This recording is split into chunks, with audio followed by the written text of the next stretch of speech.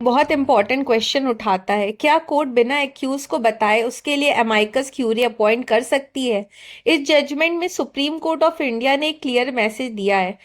Justice सिर्फ जल्दी नहीं, सही तरीके से होना चाहिए। इस केस में भोला महतो का क्रिमिनल अपील लगभग 20 साल तक पेंडिंग रहा। जब फाइनल हियरिंग हुई, उनका लॉयर प्रेजेंट नहीं था। हाईकोर्ट ने तुरंत एक अमाइकस क्यूरी अपॉइंट कर दिया और उस अमाइकस ने केस आर्ग्यू भी किया। रिजल्ट, कन्विक्शन सेक्शन 302 से रिड्यूस होकर सेक्शन 304 पार्ट 2 हो गया। लेकिन प्रॉब्लम यहां से शुरू होती है।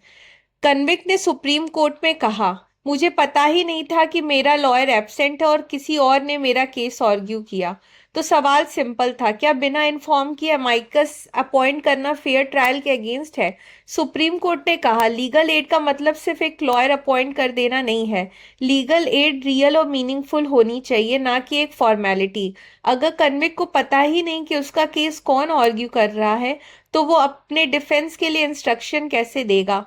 कोर्ट ने यह भी बोला, हाई कोर्ट पर लीगल ऑब्लिगेशन नहीं था नोटिस देने का, लेकिन ये एक डिजायरेबल प्रिकॉशन जरूरी था।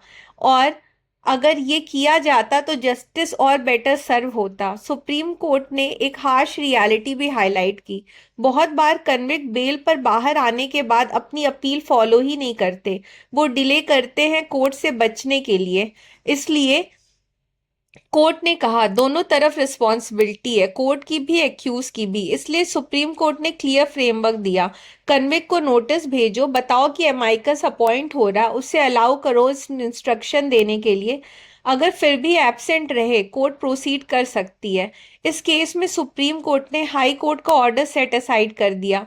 अपील को फ्रेश हियरिंग के लिए वापस भेज दिया। कन्विक्ट को दोबारा बेल दे दी। इस जजमेंट का कोर मैसेज सिंपल है, जस्टिस फास्ट हो सकता है लेकिन अनफेयर नहीं हो सकता। एमाइकस क्यूरी एक सब्स्टिट्यूट नहीं है, वो सिर्फ असिस्टेंट है।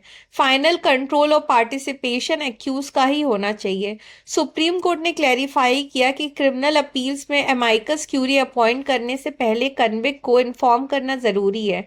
ये जजमेंट फेयर ट्रायल की फंडामेंटल प्रिंसिपल को रीइंफोर्स करता है। ऐसे ही लीगल अपडेट्स जानने के लिए लाइक, शेयर और सब्सक्राइब करें lockup, and please don't forget to press the bell icon.